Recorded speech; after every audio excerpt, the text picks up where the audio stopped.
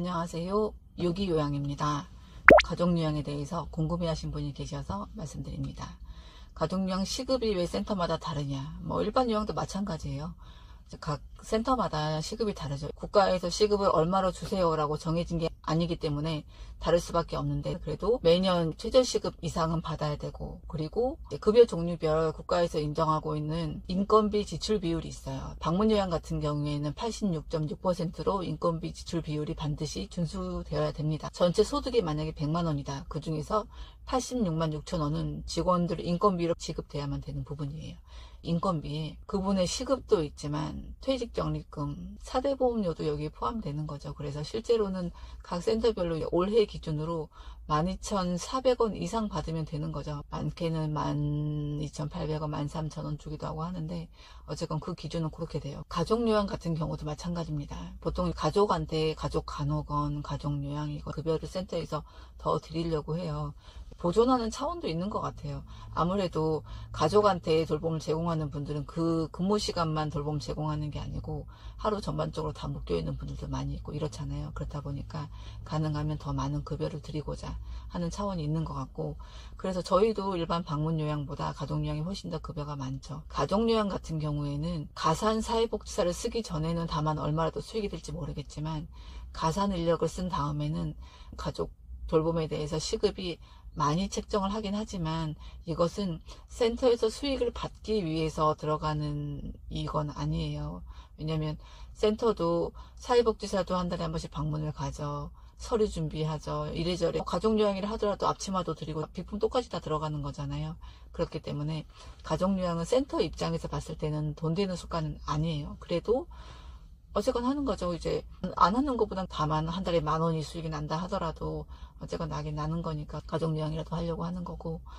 그런데 그 시급이 다를 수밖에 없어요. 케어링처럼 일반 방문요양도 14,000원 주고 가족요양도 상당히 급여가 세죠. 케어링에서도 이렇게 준다는 건 이만큼 수익이 되는 거 아니냐 이렇게 말씀하시는 분들도 있는데, 현실적으로 개인이 운영하는 방문요양 센터에서 14,000원 시급을 주면 센터는 문 닫아야 돼요. 영업 자체가 운영을 할 수가 없어요. 그 시급을 주고 나면 센터는 운영하는 기본 비용도 안 나오기 때문에 그러는 거죠. 모르겠어요. 케어링은 전국적으로 운영하는 거다 보니까 많이 줘도 어떻게 할 수 있는지, 개인이 운영하는 방문요양 센터에서는 시급을 그렇게 많이 주면 센터는 그냥 문 닫는 것밖에 방법이 없어요. 더 구체적으로 알려달라고 하셨는데, 구체적으로 알려드릴 부분이 있을까요? 인건비 지출 비율과 최저시급 사이에서 드리는 거예요. 한 달 근무 시간이 60시간이 넘게 되는 경우에는 주휴수당하고 연차수당 이런 게 다 들어가게 되잖아요. 그런 걸 포함해서 올해 기준으로 12,400원이 최저시급이 되는 거죠. 내년에는 12,600원 이상은 무조건 받게 되는 거고요.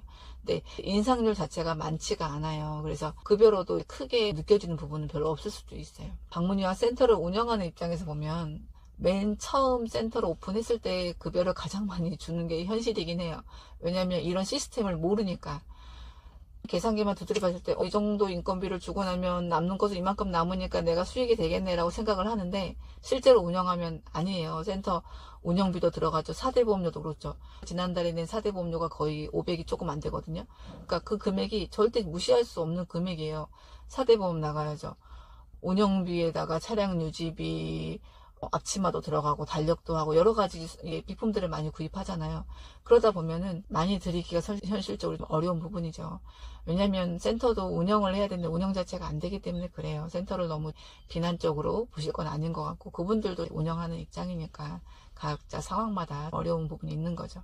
그런데 처음 센터를 오픈했을 때는 못 모르니까 그렇게 더 많이 지급하는 부분은 있어요. 근데 아까 말씀드린 것처럼 운영을 하고 몇 달 했을 때 이게 수가가 역전이 돼서 안 하니만 못하는 상황이 생기네, 이렇게 본인이 인지를 할 때 그때부터는 수가를 내릴 수밖에 없는 게 현실이라는 거죠. 그러니까 직접 운영해본 입장과 안 해본 입장이 차이가 있어서 아마 그런 것 같고요. 그리고 가족요양도 다 달라요. 근데 제가 만약에 가족 돌봄을 제공하는 입장이다 라고 한다면 두 가지로 해서 센터를 선택을 하겠어요. 나머지 내가 알아서 다 할 거니까 급여만 많이 줘, 이런 경우라면 케어링처럼 이런 데를 이용하면 될 것 같고, 가족요양이지만 다른 것도 챙길 수가 있죠. 저희 같은 경우도 치매 안심센터에서 교구 같은 것도 갖다 드리기도 하고, 인지활동 하시라고 제본 떠서 갖다 드리기도 하고, 여러 가지 프로그램도 진행하기도 하잖아요. 그리고 만약 목욕을 하게 되면 목욕 비품도 준비해서 다 드리고, 이렇게 다 있으니까 그런 경우랑 이제 여러 가지 추가적인 것도 내가 모르는 제도 개선이나 이런 거에 대해서 좀 알고자 하신다, 이런 경우에는 개인이 운영하는 데가 더 나을 수 있어요. 그래서 그거 보시고서 선택하시면 돼요. 개인도 급여를 이제 최대한 드릴 수 있는 범위는 드려요. 시급을 남들은 2만 원 주는데 나는 10,000원만 주고 이렇게 할 수는 없잖아요. 그러니까 당연히 다 그 수준으로 따라가긴 하는데, 급여만 보고 많이 드리기에는 개인이 운영하는 기관은 아무래도 한계가 있는 것은 사실이죠. 그래서 내가 어떤 기관을 선택하느냐 보시고서 결정하시면 될 것 같아요. 그러니까 생각보다 기관 수익이 그렇게 안 돼요. 얼마나 많이 될 것처럼 다들 생각을 하시는데, 저희도 그렇게 생각보다 수익되지 않아요. 최저시급 따라가기도 버거운 상황이에요. 센터장도 이름이 좋아서 센터장인 거지 돈을 많이 벌어서 센터장은 아닌 거니까 그렇게 보시면 될 것 같습니다. 추가적으로 궁금하신 게 있으면 답글 남겨주시면 해당 내용으로 또 정리해서 말씀드리겠습니다. 감사합니다.